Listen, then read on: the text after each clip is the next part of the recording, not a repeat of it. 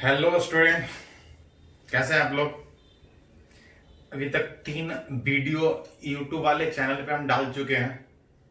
Search कीजिएगा physics bye RC Ranjan करके।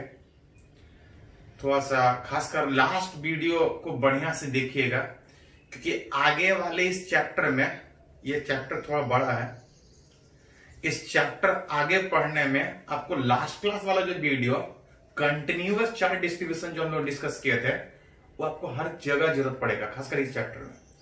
मतलब लास्ट क्लास वाला वीडियो, लास्ट वीडियो जो लेक्चर 3 में हम डाले हैं, आप उसके बिना इस चैप्टर पढ़ ही नहीं सकते हैं, क्योंकि हर जगह आपको वो वाला कंसेप्ट जरूरत पड़ेगा। तो जाके उस वीडियो को 1 बार नहीं, 2 बार नहीं, 3 बार जितने अच्छे तरीके से देखिएगा उतना आपको फायदा होगा।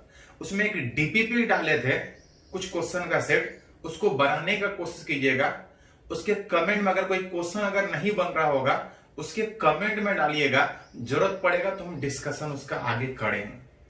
तो थोड़ा सा आप खुद शेयर कीजिए उसको, आप देखिए उस वीडियो को, अच्छा लगे तो उसको शेयर भी कीजिए दूसरे फ्रेंड को।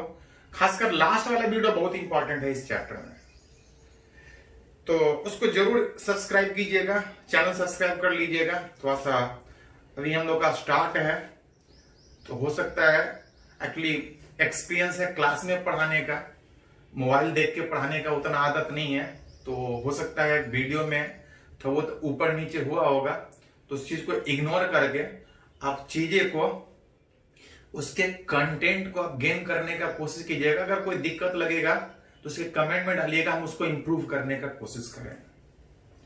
तो अभी तक इस चैप्टर में हम लोग पढ़ चुके हैं कि इस चैप्टर में पढ़ना क्या है। बेसिकली चैप्टर में पढ़ना है चार्ज से रिलेटेड प्रॉपर्टी। तो अभी तक हम सीखे हैं इस चैप्टर में कि किसी बॉडी पे चार्ज आएगा तो कैसे आएगा, कितना आएगा, उसको रिप्रेजेंट कैसे करेंगे, उस चार्ज का प्रॉपर्टी क्या है। अभी तक सिर्फ चार्ज को रिप्रेजेंट करने के लिए सीखे। और अगर एक्चुअली अगर बात करें तो ये चैप्टर आगे बढ़ेगा यहां से। यही मेन इस चैप्टर में हम लोग को पढ़ना है, विच इज कूलम्स लॉ, या इसको एक और नाम से पुकारते हैं हम लोग, इनवर्स स्क्वायर लॉ। बेसिकली जिस तरह से मास के बीच इंट्रैक्शन में फोर्स लगता है, 9 से पढ़ते आ रहे हैं कि Gm1m2 by r square, 2 particle कुछ डिस्टेंस पे है, दोनों के बीच कुछ फोर्स लगेगा। उसी तरह से जो हम लोग चार्ज, जो बॉडी का एक नया प्रॉपर्टी जो हम लोग सीख रहे हैं कि बॉडी में चार्ज होता है, उस चार्ज के कारण आसपास क्या इफेक्ट होगा, चार्ज के कारण एक दूसरे पे कितना फोर्स लगेगा, सराउंडिंग में कितना इफेक्ट होगा, किस चार्ज पे कितना इफेक्ट होगा, उससे से रिलेटेड यहीं से आगे हम लोग बात करेंगे। बीच पढ़े हैं आप लोग, केमिस्ट्री पूरा यूज करते हैं कि सिमिलर चार्ज के बीच रिपल्सन, अपोजिट चार्ज नेचर के बीच अट्रैक्शन, चार्ज के बीच कुछ फोर्स लगता है। और वही यहां पे थोड़ा सा रिलेट करना है कि 2 चार्ज अगर कुछ सेपरेशन है तो दोनों के बीच जो फोर्स लगेगा, जो इलेक्ट्रोस्टैटिक इंट्रैक्शन होगा, जो चार्ज का इंट्रैक्शन होगा, जिसके कारण एक दूसरे पे जो 2 चार्ज फोर्स लगाएगा, कितना फोर्स लगाएगा, उसी के बारे में थोड़ा सा बात करना है। जो रूल है, जो लॉ है, इसको हम लोग बोलते हैं कूलम्स लॉ, या इसको एक और नाम से पुकारते हैं इनवर्स स्क्वायर लॉ। इसको आप एक और फोर्स बोल सकते हैं, electrostatic force. What is electrostat? तो सिखाए थे शुरुआत वाले वीडियो में, इलेक्ट्रो मतलब चार्ज, स्टैटिक मतलब रेस्ट, फोर्स मतलब ये जो बात है ये तब वैलिड है जब 2 चार्ज रेस्ट में हो। 2 चार्ज अगर रेस्ट में हो, दोनों के बीच इंट्रैक्शन में कुछ फोर्स लगेगा। मतलब अभी जो हम लोग बात करेंगे ये तब का बात करेंगे जब चार्ज रेस्ट में हो। जब चार्ज मोशन में है तो और भी तरीके का फोर्स लगेगा, मैग्नेटिक फोर्स लगेगा, वो हम लोग आगे वाले चैप्टर में पढ़ना है। इस चैप्टर में हम लोग को बेसिकली सीखना है कि 2 चार्ज अगर रेस्ट में है तो इंट्रैक्शन के कारण एक दूसरे पे जो फोर्स लगाएगा वो कितना फोर्स लगाएगा, विच इज बात करेंगे कूलम्स लॉ, जिसमें हम लोग को पढ़ना है कि अगर 2 चार्ज अगर कुछ सेपरेशन पे रखा है तो आजकल ग्रेविटेशन 9 से पढ़ते आ रहे हैं कि दो मास अगर कुछ सेपरेशन पे है तो दोनों के बीच जो फोर्स लगता था याद है, G m1 m2 by r square. जिस तरह से दो मास के बीच कुछ सेपरेशन पे होने के बाद फोर्स लगता था, बिल्कुल सेम तरीके से अगर दो बॉडी पे चार्ज है, कुछ सेपरेशन पे रखा है, तो दोनों के बीच कुछ फोर्स लगेगा। कितना फोर्स लगेगा, दैट इलेक्ट्रोस्टैटिक फोर्स कितना, ये बिल्कुल ग्रेविटेशन के जैसा है। वहां पे फोर्स, ग्रेविटेशन फोर्स दो मास के बीच, मास के डायरेक्टली प्रोपोर्शनल था। बिल्कुल सेम तरीके से यहां भी कि दो चार्ज अगर कुछ सेपरेशन पे है, दोनों के बीच फोर्स लगेगा, और जो इलेक्ट्रोस्टैटिक फोर्स दोनों के बीच होगा is directly proportional to product of magnitude of charge. That means अगर इक्वेशन के टर्म में लिखे कि दो चार्ज के बीच जो फोर्स होगा इज डायरेक्टली प्रोपोर्शनल टू दोनों के मैग्नीट्यूड के प्रोडक्ट के डायरेक्टली प्रोपोर्शनल। डायरेक्टली प्रोपोर्शनल का मतलब कि दोनों का जितना ज्यादा चार्ज होगा, दोनों बॉडी पे जितना ज्यादा चार्ज होगा, इंट्रैक्शन में दोनों के बीच उतना ज्यादा फोर्स लगेगा। साथ साथ जैसे ग्रेविटेशन में फोर्स आर स्क्वायर के इनवर्सली था, यहां भी जो चार्ज के बीच जब फोर्स लगता है, चार्ज के प्रोडक्ट के डायरेक्टली प्रोपोर्शनल और डिस्टेंस के स्क्वायर के इनवर्सली प्रोपोर्शनल। डिस्टेंस के स्क्वायर के इनवर्सली का मतलब कि चार्ज को जितना दूर पे रखेंगे, आर का वैल्यू जितना ज्यादा होगा, दोनों के बीच फोर्स उतना ही कम होगा। चार्ज जितना ज्यादा होगा, फोर्स उतना ज्यादा लगेगा, और सेपरेशन चार्ज के बीच जितना ज्यादा होगा, फोर्स उतना ही कम लगेगा। और अगर ये प्रोपोर्शनलिटी हटाइएगा तो एक हम लोग constant which is k Q1 Q2 by r square, एक प्रोपोर्शनलिटी कांस्टेंट हम लोग डालते हैं। एक्चुअली ये जो रूल है वो प्रैक्टिकल ऑब्जर्वेशन के बेस्ड है, कहीं से एनालिटिकली डिराइव नहीं किया गया है। अलग अलग चार्ज को कुछ सेपरेशन पे रख के जब आप फोर्स ऑब्जर्व कीजिएगा तो इस तरह से कुछ रूल आता है। प्रैक्टिकल ऑब्जर्वेशन कहीं से एनालिटिकली मैथमेटिकली इक्वेशन से नहीं डिराइव किया गया। ऑब्जर्वेशन प्रैक्टिकल करके बार बार चीजें को करके ये फॉर्मूला डिराइव किया गया है।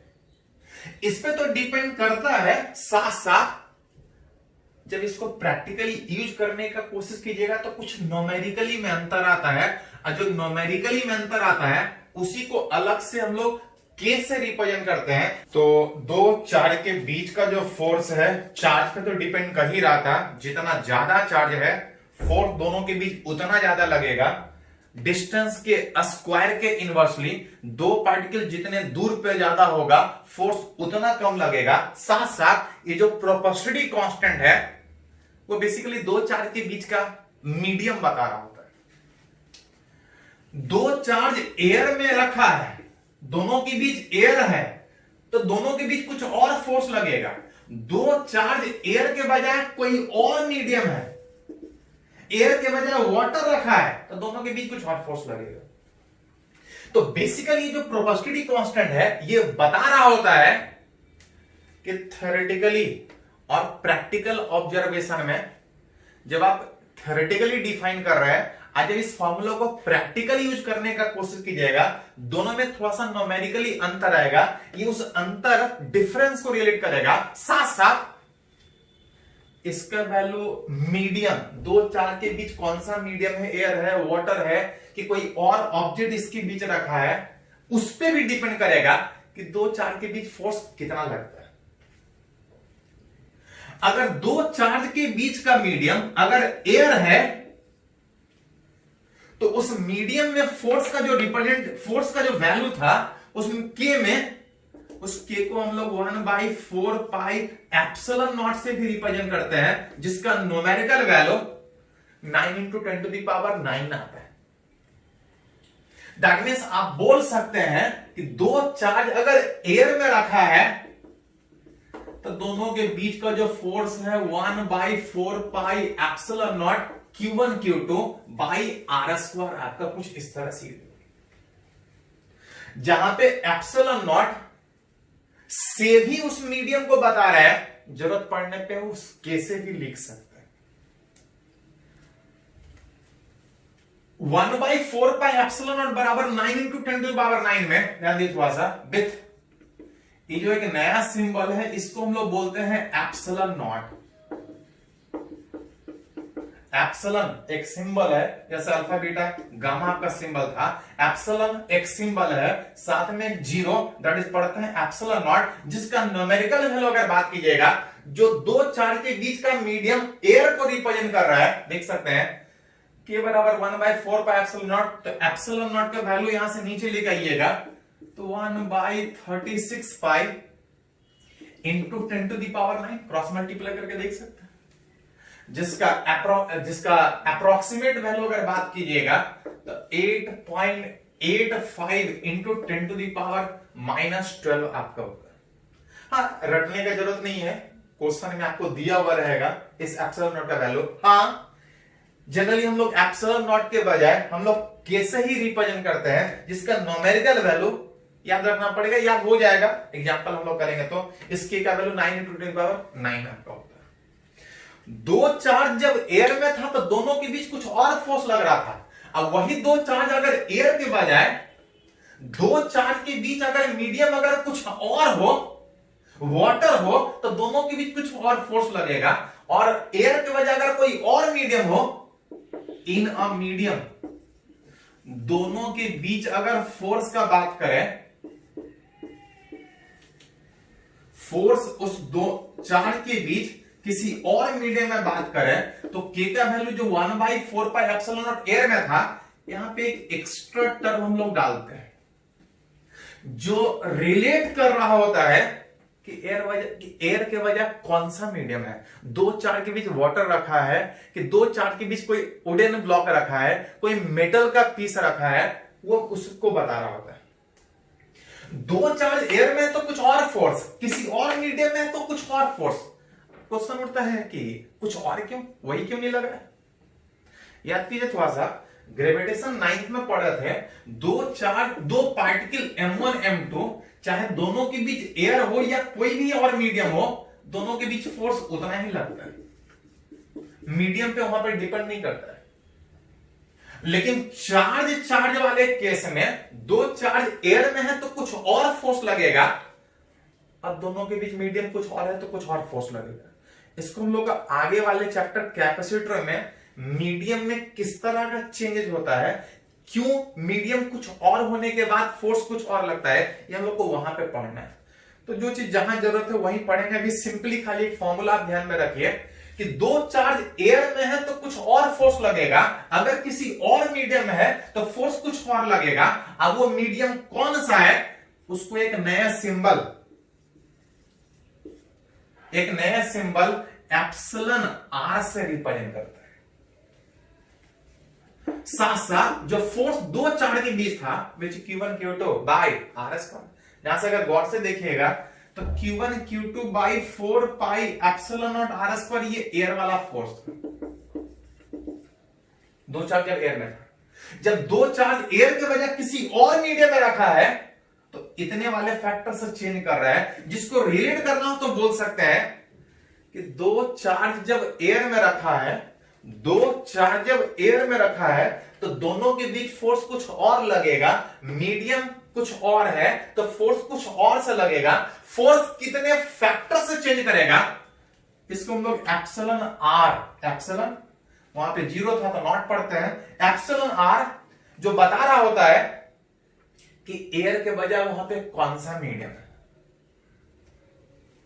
जहां पे एप्सिलॉन आर बता रहा होता है कि दो चार्ज एयर में है तो कुछ और फोर्स लगेगा, ऊपर लेके जाइएगा तो नीचे आएगा, दो चार्ज के बीच मीडियम एयर के बजाय कुछ और हो तो फोर्स कुछ और लगेगा, फोर्स चेंज करेगा। ये एप्सिलॉन आर बता रहा होता है कि दो चार्ज एयर के बजाय किसी और मीडियम में होने के बाद फोर्स कितने फैक्टर से चेंज करेगा, क्यों चेंज करेगा वो आगे हम लोग को पढ़ना है।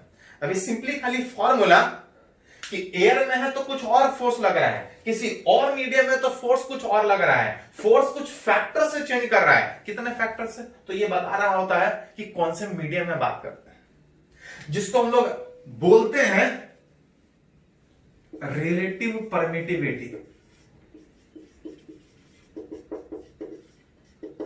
Relative permittivity of a medium, साथ साथ जो एप्सिलॉन नॉट था इसको हम लोग बोलते हैं इलेक्ट्रिक परमिटिविटी,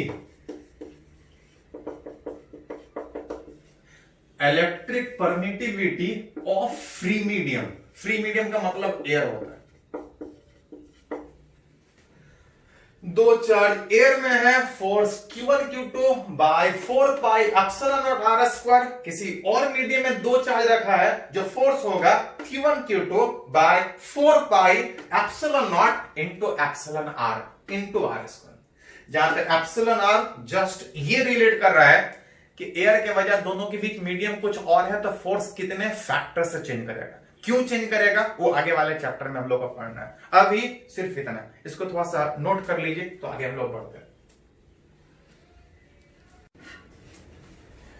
तो अभी तक हम लोग बात किए कि दो चार्ज अगर कुछ सेपरेशन पे है तो दोनों के बीच कुछ फोर्स लगेगा।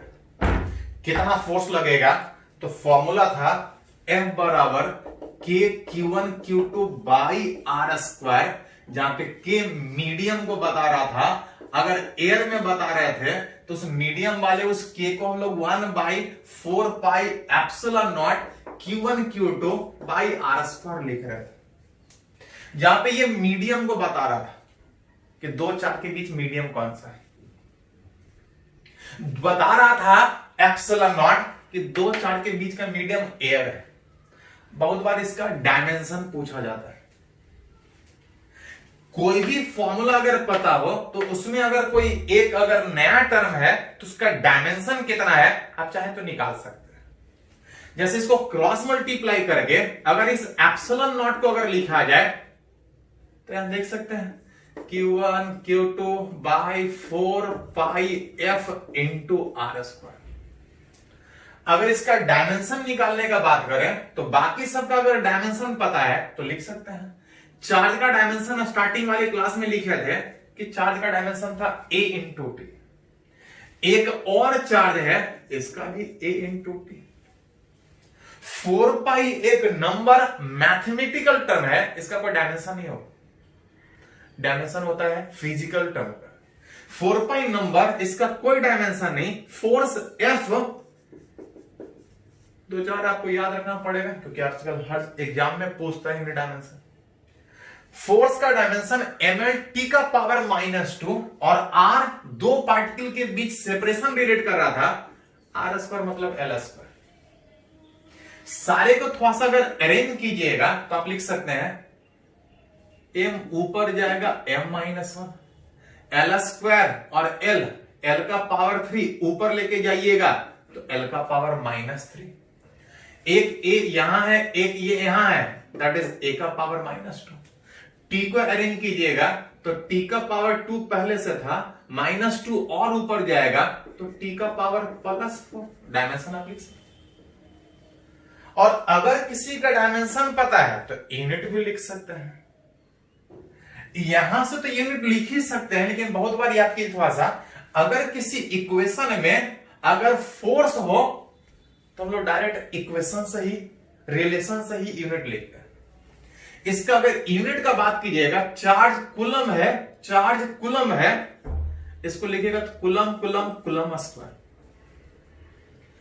नंबर था, इसका कोई यूनिट नहीं होगा। फोर्स बेसिस पर न्यूटन। आर स्क्वायर डिवीजन में ही है, पढ़ेंगे कूलम स्क्वायर पर न्यूटन, और ये डिवीजन में ही है per metre square, per metre square that is unit है। मतलब एक नया टर्म जो था उसका डायमेंशन आप रिलेट कर सकते हैं।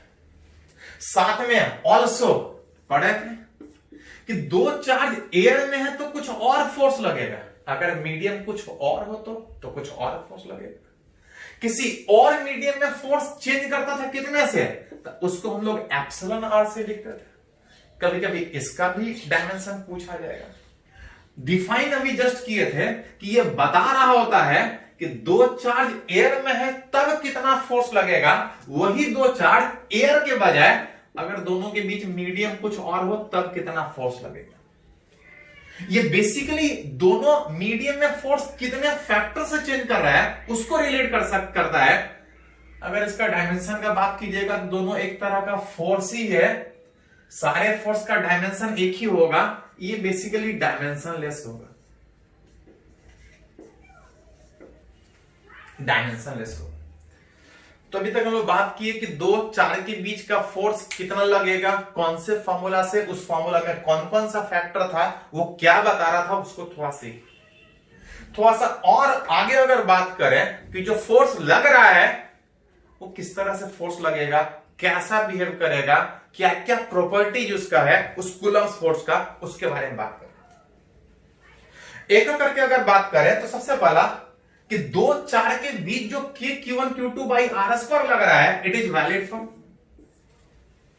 Point charge. पॉइंट चार्ज का मतलब एक छोटा सा बॉडी, क्या अर्थ एक छोटा सा बॉडी है? तो 11 में बहुत जगह इस तरह से यूज हुआ था, छोटा का बड़ा और छोटा हमेशा एक कंपैरिजन होता है। बेसिकली हम लोग बात कर रहे थे कि दो चार्ज अगर कुछ सेपरेशन पे रखा है, दो चार्ज को सेपरेशन पे रखा है, दोनों के बीच कुछ फोर्स लग रहा था। जितने सेपरेशन पे दोनों रखा है, जितने सेपरेशन पे दोनों रखा है, उस सेपरेशन के तुलना में अगर इस दोनों पार्टिकल का साइज अगर बहुत कम हो, किसके कंपेयर में?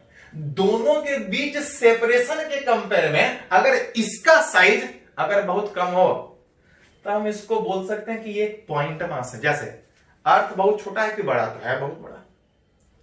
अर्थ को पॉइंट ले सकते हैं, अर्थ को पॉइंट चार्ज की तरह से बोल सकते हैं। तो पॉइंट चार्ज किसी को भी बोल सकते हैं, बस सेपरेशन के तुलना में उसका साइज कम होना चाहिए। जैसे सन को एक चार्ज माने, अर्थ को एक चार्ज माने, दोनों के बीच सेपरेशन के तुलना में सन का साइज और अर्थ का साइज बहुत छोटा है सेपरेशन के तुलना में, तो उस समय अर्थ को भी एक पॉइंट चार्ज ले सकते हैं। मतलब ये फॉर्मूला तभी तक वैलिड है जब दोनों चार्ज कैसा बिहेव करे, पॉइंट चार्ज। पॉइंट चार्ज का मतलब साइज उसका कितना भी बड़ा हो, बस सेपरेशन के कंपेयर में उसके बीच उसका जो साइज होगा वो कम होना चाहिए, तब उसको बोल सकते हैं पॉइंट चार्ज। ये तभी वैलिड होगा जब पार्टिकल छोटा छोटा हो। सेम ग्रेविटेशन में भी था, जो Gm1 m2 by r square जो आप फॉर्मूला पढ़े हैं, ये सारे जगह वैलिड नहीं है। ये तभी वैलिड है जब दो छोटा छोटा पार्टिकल हो। और इनफैक्ट थोड़ा ध्यान रखिएगा कि इलेक्ट्रोस्टैट दैट इज चार्ज के बीच का फोर्स, ग्रेविटेशन 11th वाला चैप्टर, मास के बीच का फोर्स, दोनों में कोई अंतर नहीं है, दोनों एक ही जैसा बिहेव करता है। सारा प्रॉपर्टी भी वही है, उतना ही पढ़ना है जितना ये चैप्टर पढ़ना, उतना ग्रेविटेशन भी पढ़ना है। हाँ, ये इलेक्ट्रोस्टैट वाला जो चैप्टर भी पढ़ रहे हैं ये थोड़ा ज्यादा डिटेल में है, ग्रेविटेशन में हम लोग थोड़ा कम डिटेल में पढ़ते हैं। मतलब आप मान के चल सकते हैं कि अगर आप ये एक इलेक्ट्रोस्टैट चैप्टर पढ़ रहे हैं तो एक नहीं पढ़ रहे, आप दो पढ़ रहे हैं। ग्रेविटेशन बिल्कुल सेम जैसा है। एक करके आगे हम लोग बात करें। दो चार्ज के बीच का जो फोर्स था ये तभी तक वैलिड है जब वो पॉइंट चार्ज हो। साथ साथ जो फोर्स लग रहा है दोनों के बीच, जो कूलम्ब फोर्स था, एक तरह का सेंट्रल फोर्स होता है। सेंट्रल फोर्स का मतलब होता है कि जो दोनों के बीच जो फोर्स लगेगा, force between two charge x लगेगा अलोंग लाइन ज्वाइनिंग। दोनों के बीच जो फोर्स लगेगा वो लाइन ज्वाइनिंग के अलोंग लगेगा। जैसे अगर दो चार्ज पॉजिटिव की नेगेटिव, तो जब तक नहीं कुछ बोला जाए चार्ज हम लोग पॉजिटिव ही मान के चलेंगे। हाँ, अलग से बोला जाए नेगेटिव है तो नेगेटिव मानेंगे। अगर दो पॉजिटिव चार्ज अगर कुछ सेपरेशन पे रखा है, दोनों के बीच फोर्स लगेगा, ये Q1 Q2 by r square, ये तभी वैलिड है जब पॉइंट चार्ज है और जो फोर्स लगेगा वो लाइन ज्वाइनिंग के अलोंग लगेगा। लाइन ज्वाइनिंग के अलोंग लगने का मतलब पॉजिटिव पॉजिटिव रिपल्सन, रिपल्सन में आपके इस भाषा पढ़े हैं कि कोई भी पार्टिकल अपने ऊपर फोर्स नहीं लगाता है। अगर इसके ऊपर बात कीजिएगा तो ये लगाएगा, पॉजिटिव पॉजिटिव है, ये इसको रिपेल करेगा। किधर रिपेल करेगा? Along line joining, line joining मतलब ये इसको रिपेल करेगा इस लाइन ज्वाइनिंग के अलावा, ये इसको रिपेल करेगा और ये इसको रिपेल करेगा अलोंग द लाइन ज्वाइनिंग, दोनों एक दूसरे को रिपेल करेंगे। साथ साथ ये जो फोर्स होता है it is an action reaction. Action reaction का मतलब ये चाहे कितना भी बड़ा हो, ये चाहे कितना भी छोटा हो, जितना फोर्स ये वाला इसको लगाएगा उतना ही ये वाला फोर्स इस पे लगाएगा। फिजिक्स में कोई कमजोर नहीं। जितना फोर्स पहला वाला दूसरे पे लगाएगा उतना ही फोर्स दूसरा वाला पहले पे लगाएगा, लाइन ज्वाइनिंग के अलोंग लगाएगा। पॉजिटिव पॉजिटिव रिपल्सन, अगर यही एक पॉजिटिव एक निगेटिव होता तो तभी उसी तरह से सर फोर्स दोनों के बीच लाइन ज्वाइनिंग के along Q1 Q2 by r square तब वैलिड होगा जब दोनों पॉइंट चार्ज की तरह से बिहेव करेगा। अट्रैक्टिव होने के कारण जब फोर्स लगेगा लाइन ज्वाइनिंग के अलोंग, ये इसको अट्रैक्ट करेगा अपनी ओर, ये इसको अट्रैक्ट करेगा। जो फोर्स लगेगा सिमिलर के बीच रिपल्सन, लाइन ज्वाइनिंग के अलोंग, अपोजिट के बीच अट्रैक्शन, लाइन ज्वाइनिंग के अलोंग। अगर इस पहले पे बात कीजिएगा तो दूसरा लगाएगा, दूसरे पे बात कीजिए तो पहला लगाएगा। उसी तरह से यहां पे पहले पे बात कीजिएगा तो दूसरा लगाएगा, दूसरे पे बात कीजिएगा तो पहला लगाएगा। साथ साथ एक्शन रिएक्शन में जितना पहला वाला दूसरे पे लगाएगा दूसरा वाला उतना ही पहले पे लगाएगा। साथ में डायरेक्शन अपोजिट होने के कारण कुछ इस तरह से लिख सकते हैं कि दोनों का वैल्यू बराबर है लेकिन direction opposite. It is an action reaction force. तो हम लोग बात कर रहे हैं कि दो पार्टिकल के जो बीच जो फोर्स है वो किस तरह से बिहेव करेगा, कौन से कंडीशन में लगेगा, कब वैलिड है, किधर लगेगा, उसके बारे में। उसी में और भी प्रॉपर्टी का बात कीजिएगा। It depends upon medium between two particle, जो ऑलरेडी हम लोग थोड़ा सा रिलेट कर चुके हैं कि दो चार्ज एयर में है तो कुछ और फोर्स लगेगा, दोनों के बीच मीडियम कुछ और है तो दोनों के बीच कुछ और फोर्स लगेगा। साथ साथ ये जो इलेक्ट्रोस्टैटिक जो कूलम्स फोर्स है, दो चार्ज के बीच का जो फोर्स है, it is a conservative force. याद कीजिए थोड़ा सा, कंजर्वेटिव 11th में पढ़े थे। What is conservative? तो कंजर्वेटिव का मतलब था कि दो फोर्स के बीच, दो पार्टिकल के बीच जो फोर्स लग रहा है, फोर्स के कारण जब पार्टिकल एक जगह से दूसरे जगह जाएगा, उस फोर्स के कारण जो वर्क डन होगा, work done, that is work done by Coulomb's force is independent of path followed by particle। Particle को एक जगह से दूसरे जगह तक लेके जाने में इस कूलम्स फोर्स के कारण जितना वर्क डन होगा, चाहे आप किसी भी रास्ते से लेके जाइए, एक जगह से दूसरे जगह तक लेके जाने में जो वर्क डन होगा, दैट मींस कि अगर पार्टिकल को यहां से यहां तक लेके जा रहे हैं, इस रास्ते से लेके जाइए, किसी भी रास्ते से लेके जाइए, work done by Coulomb's force is independent of path followed. रास्ता कोई भी हो, इस फोर्स का वर्क डन हमेशा सेम होगा। उस फोर्स को हम लोग बोलते हैं it is Coulomb's force, sorry it is conservative force. तो इसको थोड़ा सा नोट कर लीजिए, तो आगे हम लोग बढ़ते हैं। कुछ और भी प्रॉपर्टी हम लोग बात करें, इसको लिखिए तो बेसिकली हम लोग बात कर रहे हैं कि दो पार्टिकल के बीच जो फोर्स लगेगा, कितना लगेगा, किस तरह से लगेगा, उसके बारे, उसके प्रॉपर्टीज के बारे में। उसी में कुछ और प्रॉपर्टी अगर बात करें तो एक टर्म है प्रिंसिपल ऑफ सुपरपोजिशन। एक्चुअली दो पार्टिकल के बीच कुछ फोर्स लग रहा है, पढ़े थे कि दो पार्टिकल के बीच अगर कुछ मीडियम आ जाए तो दोनों के बीच फोर्स चेंज करता है। फोर्स क्यों चेंज करता है वो आगे हम लोग को पढ़ना है। एक्चुअली मीडियम में कुछ इफेक्ट आता है, उसके कारण चेंज करता है। साथ साथ एक पॉइंट ध्यान रखिएगा कि दो चार्ज अगर कुछ सेपरेशन पे रखा है, दोनों के बीच जो फोर्स लग रहा है, अगर दोनों के बीच अगर कोई तीसरा चार्ज आ जाए तो इस दोनों के बीच जो लग रहा है उसके ऊपर कोई फर्क नहीं पड़ेगा। Force between two charge is independent of presence या absence of near by other charge. दो पार्टिकल के बीच अगर तीसरा या आसपास अगर तीसरा रखते हैं तो उसके आने या नहीं आने से इस दोनों के बीच जो फोर्स लग रहा है उस पर कोई फर्क नहीं पड़ेगा। जो दोनों के बीच लग रहा है वो हमेशा उसी तरह से लगता रहेगा। अगर कोई तीसरा आया तो वो अलग से लगाएगा, चौथा आया तो वो अलग से लगाएगा। इस दोनों के बीच जो फोर्स लग रहा है तीसरे के रहने नहीं रहने से कोई फर्क नहीं पड़ेगा। Which force between two charge is independent of presence या एब्सेंस ऑफ अदर चार्जेस। आसपास क्या चार्जेस है उससे कोई फर्क नहीं पड़ेगा। साथ साथ एक पॉइंट और इसमें कि अगर किसी पार्टिकल पे अगर नेट फोर्स ये भी है, आसपास अगर बहुत सा है तो ये भी लगाएगा, ये भी लगाएगा, ये भी लगाएगा, और किसी एक पार्टिकल पे अगर नेट फोर्स निकालना हो, net force on any particle, any charge is vector sum of all forces acting on it by other charges. आसपास जितना भी चार्ज इस पे फोर्स लगा रहा है अगर टोटल निकाला जाए, अगर पहले वाले पार्टिकल पे अगर नेट फोर्स निकाला जाए तो पहले पे दूसरा भी लगाएगा, पहले पे तीसरा भी लगाएगा, पहले पे चौथा भी लगाएगा, आसपास जितना भी पार्टिकल है सब उसके ऊपर फोर्स लगाएगा। और जो नेट फोर्स होगा ये कुछ इस तरह से। एंड इसी प्रिंसिपल को हम लोग बोलते हैं प्रिंसिपल ऑफ सुपरपोजिशन, कि आसपास वाला सब फोर्स लगाएगा और टोटल फोर्स निकालेंगे तो सबका वेक्टर सम आता है। एक करके यूज करेंगे या आपके थोड़ा सा फोर्स वेक्टर है, वेक्टर सम का बात हो रहा है तो बहुत बार हमको जरूरत पड़ेगा कि दो पार्टिकल के बीच जो कूलम्ब फोर्स लग रहा है वो वेक्टर फॉर्म में कैसे लिखें।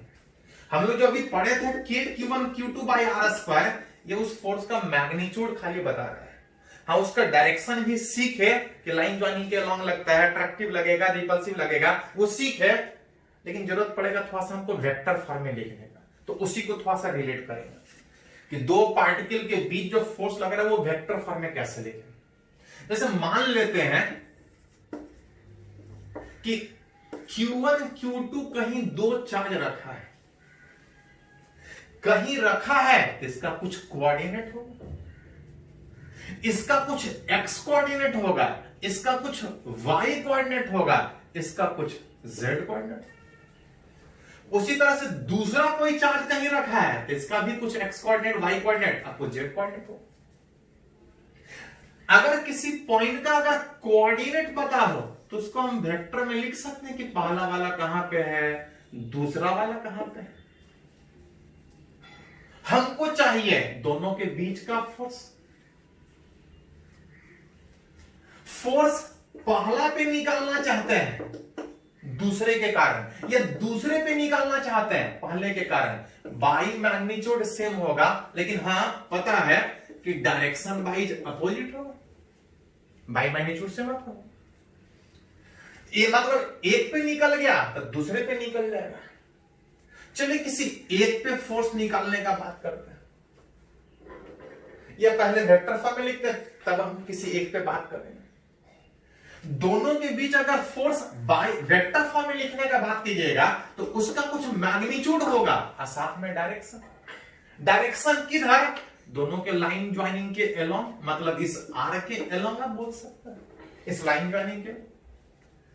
बाई मैग्नीट्यूड था Q1 Q2 by r square, magnitude और साथ में डायरेक्शन। डायरेक्शन को वेक्टर नहीं, डायरेक्शन को किससे लिखता है? यूनिट वेक्टर से।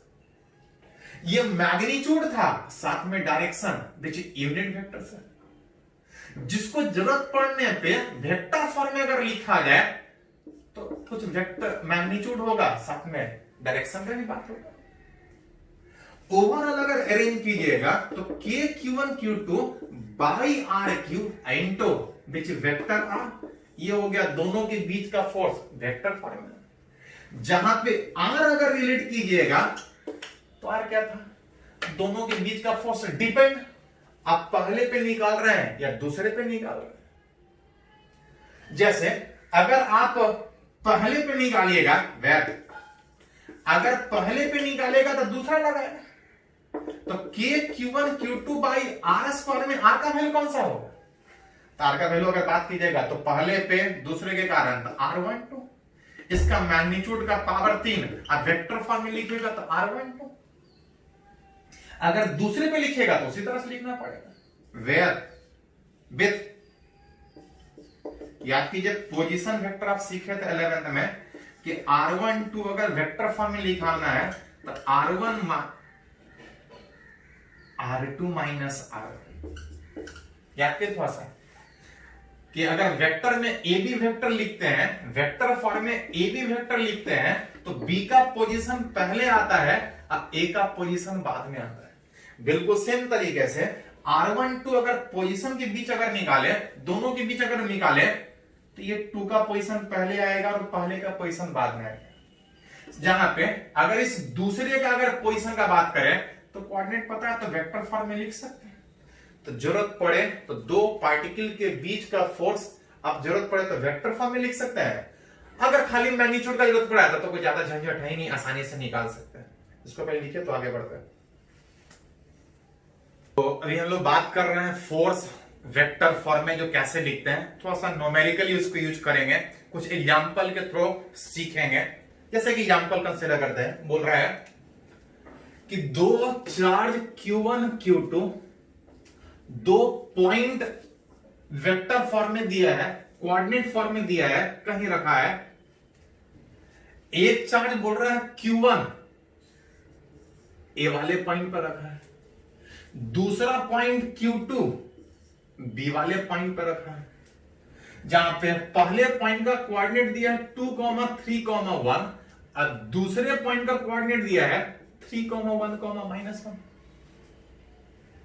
दोनों का कोऑर्डिनेट पता है तो इसको भी जरूरत पड़ने पे वेक्टर में लिख सकते हैं, इसको भी जरूरत पड़ने पे वेक्टर में लिख सकते हैं। ये ए पॉइंट था, इसको 1 लिखने के साथ साथ पोजीशन ऑफ ए भी लिख सकते हैं, इसको 2 लिखने के साथ साथ बी भी लिख सकते हैं पोजीशन ऑफ। दो चार्ज इस तरह से रखा है, एक पॉजिटिव है और दूसरा वाला चार्ज नेगेटिव दिया है, कुछ सेपरेशन पे रखा है। दोनों के बीच कुछ फोर्स लग रहा होगा, लाइन जॉइनिंग के अलोंग लग रहा होगा, एक्शन रिएक्शन में लग रहा होगा। जितना फोर्स पहला वाला दूसरे पे लगाएगा, दूसरा वाला पहले पे लगाएगा। पूछ रहा है कि दोनों के बीच कितना फोर्स लगेगा। एक पे निकलेगा तो दूसरे पे इक्वल इन अपोजिट माइनस खाली डाल के निकाल ले। अगर इस पहले पे निकालिएगा तो दूसरा वाला अट्रैक्टिव में इधर फोर्स लगाएगा, दूसरे पे निकालिएगा तो अट्रैक्टिव में इधर लगाएगा। किसी एक पे निकाल लीजिए, दूसरे पे निकल जाएगा। अगर पहले पे दूसरे के कारण निकालिएगा तो K Q1 Q2 by R square vector form में लिख रहे थे तो RQ इंटू R वेक्टर आ रहा था डायरेक्शन के साथ। पहले और दूसरे के बीच अगर लिखें तो एक चीज और ध्यान दीजिए खासा, फोर्स दोनों के बीच वेक्टर फॉर्म में, डायरेक्शन था, डायरेक्शन कोई एक ही जगह कंसीडर करें। या तो आप पहले ही डायरेक्शन सोच लीजिए कि अट्रैक्टिव रिपल्सिव किधर लग रहा है, नहीं तो प्रॉपर वेक्टर फॉर्म में लिखिए और साथ में चार्ज को प्लस माइनस में लिखिए। अगर पहले ही अट्रैक्टिव रिपल्सिव दिखा लीजिएगा तो अलग से प्लस माइनस डालने की जरूरत नहीं होगा, क्योंकि आप पहले ही उसका वेक्टर डायरेक्शन ले चुके हैं। जैसे एग्जांपल से समझते हैं इसको। जैसे अगर पहले ही साइन कन्वेंशन अगर ले ले कि अट्रैक्टिव है तो इस आर का वैल्यू अगर पहले पे अगर निकालिएगा तो पहले पे फोर्स इधर लग रहा था, इस डायरेक्शन में लग रहा था, जिसका स्टार्टिंग पॉइंट ए है और एंड पॉइंट कौन सा है, बी। मतलब कि ये क्या, हम पहले ही डायरेक्शन सोच लिए कि इस ए पे फोर्स किधर लग रहा है, attractive, A starting, B end point after which r A B. जब पहले डायरेक्शन सोच लीजिएगा तो आपको प्लस माइनस डालने की जरूरत नहीं, क्योंकि डायरेक्शन अलग से आप सोच चुके हैं पहले। एक ही डायरेक्शन को बार बार कंसीडर करने का जरूरत नहीं। हाँ, थोड़ा सा पहले इसको वेक्टर में निकाल लीजिए, वेयर पोजीशन उस ए का बी के दैट इज इक्वल टू, आप ए बी वेक्टर लिख सकते हैं। जिसको कैलकुलेशन में याद कीजिए थोड़ा सा, जब ए बी वेक्टर लिखते हैं तो बी का पोजीशन पहले लिखाता है, ए का पोजीशन बाद में लिखाता है। इस बी का अगर वेक्टर फॉर्म में लिखिएगा, वेक्टर फॉर्म में लिखिएगा तब कोऑर्डिनेट दिया है that is 3i plus minus के। अगर उस ए को अगर वेक्टर फॉर्म में लिखिएगा तो 2i प्लस 3j प्लस के। अरेंज कीजिएगा तो 3i minus 2i that is r, j minus 3j that is 2j, minus के और माइनस के दैट इज माइनस 2 के। वेक्टर फॉर्म में पोजीशन निकल गया, डिस्टेंस निकल गया, अगर मैग्नीट्यूड अगर निकाला जाए उसका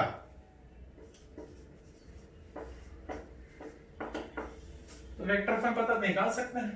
x कंपोनेंट का स्क्वायर, i का मल्टीपल में जो होगा वो x कंपोनेंट, j का मल्टीपल -2 स्क्वायर, k का मल्टीपल बीच -2 स्क्वायर। सोल्व करके देख सकते हैं, 4 4 8 1 9, रूट निकालेंगे तो 3 है। हेंस आप लिख सकते हैं कि जो फोर्स निकाल रहा थे, फोर्स जो पहले पे निकाल रहा था दूसरे के कारण, फॉर्मूला था Q1Q2 बाई आर स्क्वायर।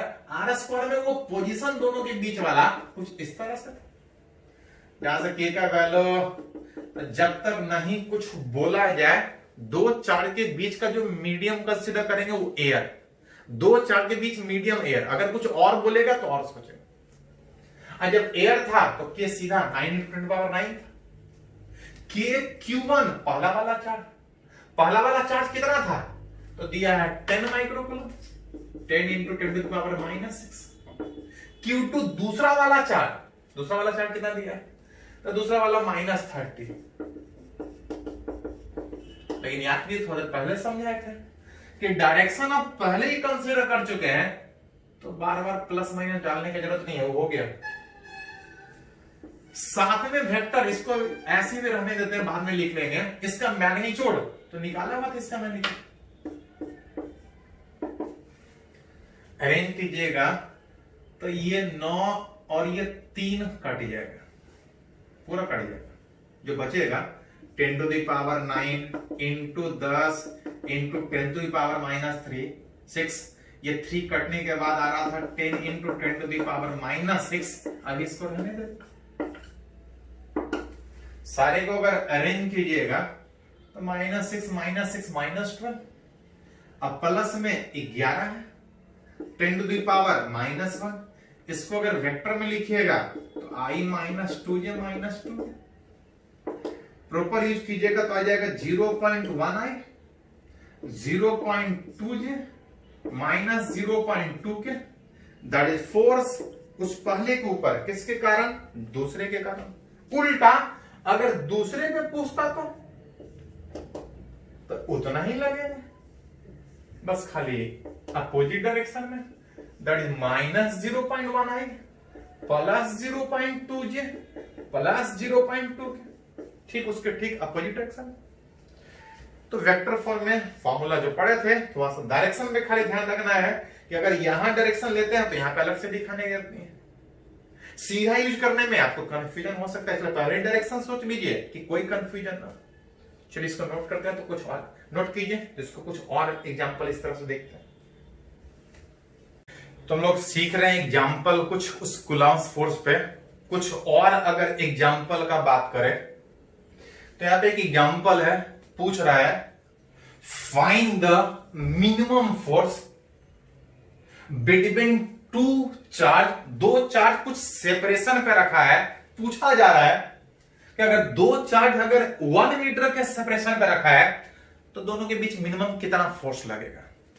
याद कीजिए, पढ़े हैं कि एज जो दो पार्टिकल के बीच जो फोर्स था, force between two charge F बराबर K Q1 Q2 बाई कितना R²। दो चार्ज के बीच का फोर्स पूछा है, सेपरेशन दिया है, जब तक नहीं बोला जाए मीडियम एयर मान के चलेंगे, लेकिन चार्ज दिया ही नहीं है। चार्ज देता तो बैठा ले।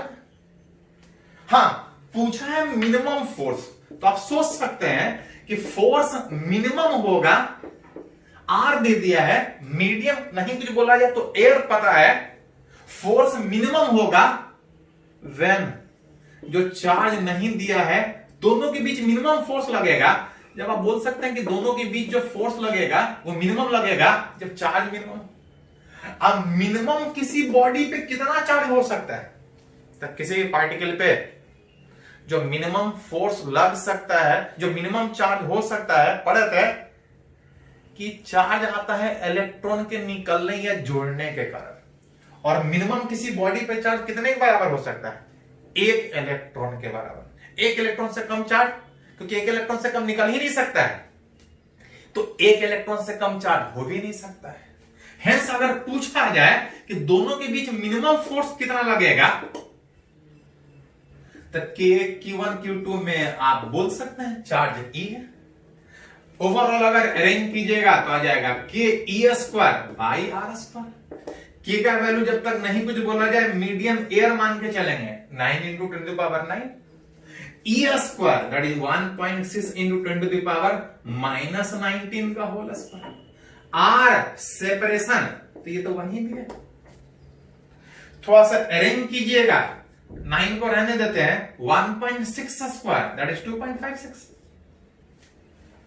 बाकी 10 वाले पावर को अरेंज करें तो 10 इंटू पावर 9, और एक से ज्यादा पावर होता तो पावर मल्टीप्लाई होता है, 10 to the power minus 38 newton. थोड़ा सा अरेंज करके लिख सकते हैं इसका वैल्यू कितना। चलिए एक और एग्जांपल इस कूलम्स लॉ पे अगर बात करें, बोल रहा है एक चार्ज Q इसको 2 पार्ट में तोड़ रहा है, एक स्मॉल q, एक है Q माइनस Q। एक ही चार्ज को 2 पार्ट में तोड़ रहा है, बोल रहा है एक ही चार्ज को 2 पार्ट में तोड़ रहे हैं, आप कुछ सेपरेशन पे रख रहे हैं, कुछ डिस्टेंस पे रख रहे हैं, कुछ गैप है दोनों के बीच। पूछ रहा है Q बाई Q का मतलब उस चार्ज में इस चार्ज को कितना अलग करें, क्योंकि अलग करेंगे बाकी उस पर डिपेंड करें। बोल रहा है चार्ज को किस तरह से अलग करके कुछ सेपरेशन पे रखें, कुछ सेपरेशन पे रखें कि दोनों के बीच जो फोर्स हो वो सबसे ज्यादा मैक्सिमम लगे। एंड जो फोर्स पड़े हैं दो के बीच ए बराबर की K Q1 Q2 by R square में K Q1 Q2 by R square. Separation के बारे में कुछ नहीं बोला, बोला है कुछ सेपरेशन पे, तो कुछ फिक्स होगा 10-5 जो भी रखना है। हाँ बोला है कि चार्ज किस तरह से कुछ सेपरेशन पे रखें, मतलब पूछा चार्ज किस तरह तोड़े, कहां रखें उसके नहीं सोचना, जहां भी रखें उसके बारे में बात करना। कुछ सेपरेशन पे रखें, किस तरह से तोड़ के रखें, तोड़ने का बात पूछा है कि दोनों के बीच जो फोर्स लगे वो मैक्सिमम लगे। बोल सकते हैं फोर्स मैक्सिमम होगा, फोर्स मैक्सिमम होगा व्हेन जिस पे डिपेंड कर रहा है, तो चार्ज पे डिपेंड कर रहा है, Q माइनस Q स्क्वायर का वैल्यू मैक्सिमम होगा। जिसमें इसका वैल्यू मैक्सिमम होगा फोर्स अपने आप मैक्सिमम होगा, क्योंकि जब तक नहीं बोला जाए ये मीडियम एयर मान के चलेंगे। सेपरेशन के बारे में ज्यादा कुछ नहीं बोला है, तो कुछ होगा फिक्स मान लेते उसको, वो चेंज नहीं कर रहा, उसके बारे में कुछ नहीं पूछा। फोर्स मैक्सिमम होगा जिस फैक्टर पे डिपेंड कर रहा है वो मैक्सिमम होना चाहिए। ये फैक्टर किस पे डिपेंड कर रहा है, तो इस स्मॉल क्यू पे, क्योंकि कैपिटल क्यू टोटल तो फिक्स है, हमको क्या निकालना है, किस तरह से चार्ज को तोड़ के अलग कर। अगर एक ही जगह रहा था तो ऐसी मैक्सिमम मिनिमम का बात कर लेते हैं। एक से ज्यादा जगह पे वो फैक्टर है जिसपे उसका वैल्यू डिपेंड कर रहा है कि मैक्सिमम कब होगा मिनिमम कब होगा। जब एक से ज्यादा फैक्टर पर डिपेंड करता है तो याद कीजिए हम लोग सीखे हैं कि मैक्सिमम मिनिमम प्रॉपर डिफरेंशिएशन के साथ निकालते हैं। मतलब बोल सकते हैं कि ये मैक्सिमम होगा जब ये मैक्सिमम होगा, ये मैक्सिमम कब होगा जब इसका डिफरेंशिएशन कितना, तो जिसका भी मैक्सिमम मिनिमम निकालना होता है उसको एक बार डिफरेंशिएट करके जीरो बैठाते हैं, ये बता देता है कंडीशन कि कौन से कंडीशन में वो मैक्सिमम होगा, कौन से कंडीशन मिनिमम होगा। ये मैक्सिमा का भी कंडीशन बताता है, मिनिमा का भी कंडीशन बताता है। एक्चुअली फिजिक्स में दोबारा चेक नहीं करना पड़ता है। अगर एक ही कंडीशन मिला तो मान लेते हैं कि अगर हमको मैक्सिमम चाहिए तो मैक्सिमम का ही कंडीशन मिला है। हाँ, अगर एक से ज्यादा कंडीशन मिलेगा तो कोई कंडीशन मैक्सिमा का हो सकता है, कोई मिनिमा का, उसके लिए फिर डबल डिफरेंशिएशन का जरूरत पड़ता है। जब एक से ज्यादा कंडीशन आता है तब, नॉर्मल कंडीशन में फिजिक्स में दोबारा जरूरत नहीं पड़ता है। हाँ, जरूरत पड़ेगा तो हम लोग बात करेंगे, पढ़े भी है 11। फोर्स मैक्सिमम होगा जब ये मैक्सिमम होगा। ये मैक्सिमम कब होगा? जब इसका डिफरेंशिएशन जीरो हम लोग पुट करेंगे। किसके रेस्पेक्ट में डिफरेंशिएशन? तो पढ़े हैं कि जिसका भी मैक्सिमम मिनिमम निकालना होता है उसी के उसको डिफरेंशिएट करते हैं, जिस पे डिपेंड कर रहा होता है उसी के रेस्पेक्ट में डिफरेंशिएट करते हैं। किस पे डिपेंड कर रहा था? चार्ज को किस तरह से तोड़े। इसको डिफरेंशिएट करके जीरो पुट करेंगे, ये कंडीशन देगा कि कौन से कंडीशन में दोनों के बीच फोर्स मैक्सिमम होगा। डिफरेंशिएट की क्यू वेरिएबल है, capital q that is total charge, ये कांस्टेंट है। डिफरेंशिएट कीजिएगा तो कैपिटल क्यू बाहर, इस स्मॉल क्यू का डिफरेंशिएशन 1, क्यू स्क्वायर का क्यू के रेस्पेक्ट में 2q, दैट इज क्यू बराबर 2q, that is q by q बराबर। चार्ज को इस तरह से या उल्टा लिखा जाए तो क्यू बराबर, मतलब चार्ज जो बॉडी पे था तोड़ के अलग रखने का जो सोच रहे हैं, अगर बराबर बराबर तोड़ के अलग अलग करें, बराबर बराबर तोड़ के अलग रखें, तो दोनों के बीच जो फोर्स लगेगा वो मैक्सिमम लगेगा। इसको नोट कीजिए, कुछ और एग्जांपल इसमें हम लोग बात करें। हम लोग बात जो कर रहे हैं उसको खाली वीडियो देखने से ही कुछ नहीं होने वाला। आपको घर पे जो भी बुक आपके पास अवेलेबल है, हम तो थोड़ा सा डीपी पे कुछ क्वेश्चन आपको देने का कोशिश करेंगे, लेकिन आपके पास जो भी बुक अवेलेबल है उससे थोड़ा प्रैक्टिस जरूर कीजिएगा। और बैठने का तो बिल्कुल नहीं है, ध्यान रखिए। ये नहीं कि सोचिएगा कि एग्जाम आएगा तब पढ़ेंगे। जितना भी आप खुद से कर सकते हैं, बाकी आगे फ्यूचर 2 महीना लॉकडाउन होगा कि 3 महीना होगा कि 6 महीना होगा, या हो सकता है 15 दिन में ही लॉकडाउन खत्म हो जाए। कितना दिन लॉकडाउन उसका छोड़ दीजिए, एग्जाम अगले साल लगभग उस समय माहौल ठीक रहेगा, एग्जाम आपका अपने ही टाइम पे होगा। तो इसको बर्बाद करने के बजाय थोड़ा यूटिलाइज कीजिए, थोड़ा और मेहनत कीजिए। ये नया प्रॉब्लम है, थोड़ा सा नए तरीके से आपको सोल्व करना पड़ेगा, कुछ अपने से भी इनिशिएटिव लेना पड़ेगा। बाकी हम जितना आपको हेल्प कर सकते हैं वो करें।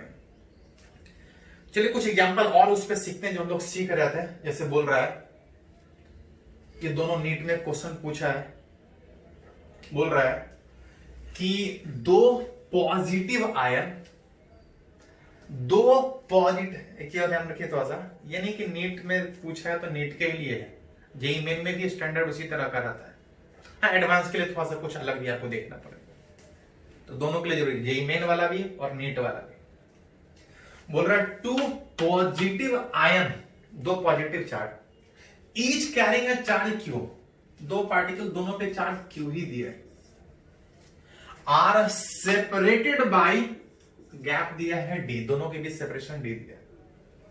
अब बोला है कि दोनों के बीच अगर फोर्स ऑफ रिपल्सन अगर F है, मतलब फोर्स दे दिया है एज, जो फोर्स F था कि Q1 Q2 by r square में F दे दिया है।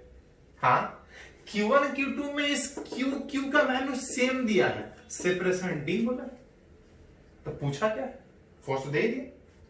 बोला दोनों के बीच फोर्स F है, तो पूछ रहा है then the number of electron missing from each ion, बोला दोनों से कितना इलेक्ट्रॉन मिस है। पढ़े हैं कि किसी भी बॉडी पे जो चार्ज आता है वो किसके कारण, एन इलेक्ट्रॉन निकलने के कारण कि जुड़ने के कारण। तो जुड़ता तो नेगेटिव होता है, जुड़ता तो नेगेटिव होता है, इलेक्ट्रॉन निकलेगा तो पॉजिटिव चार्ज आएगा। अब वही पूछा है कितना इलेक्ट्रॉन निकलने के कारण ये चार्ज आया था, कि दोनों के बीच का फोर्स F आपका था। अगर इसको लिखा जाए तो Q1 Q2 को लिखना चाहे तो N into E divide by R square. जहां से हमसे ये N पूछा है थोड़ा अरेंज कर लीजिए, N स्क्वायर का वैल्यू अरेंज कीजिएगा तो F D स्क्वायर, अब बाई उधर से आ जाएगा K E स्क्वायर। हमसे N पूछा है तो खाली स्क्वायर रूट कर लीजिए, हो गया। तो थोड़ा तरीके से क्वेश्चन बड़ा दिख रहा था, लेकिन क्वेश्चन बड़ा नहीं, बस थोड़ा सा कंसेप्ट ध्यान में।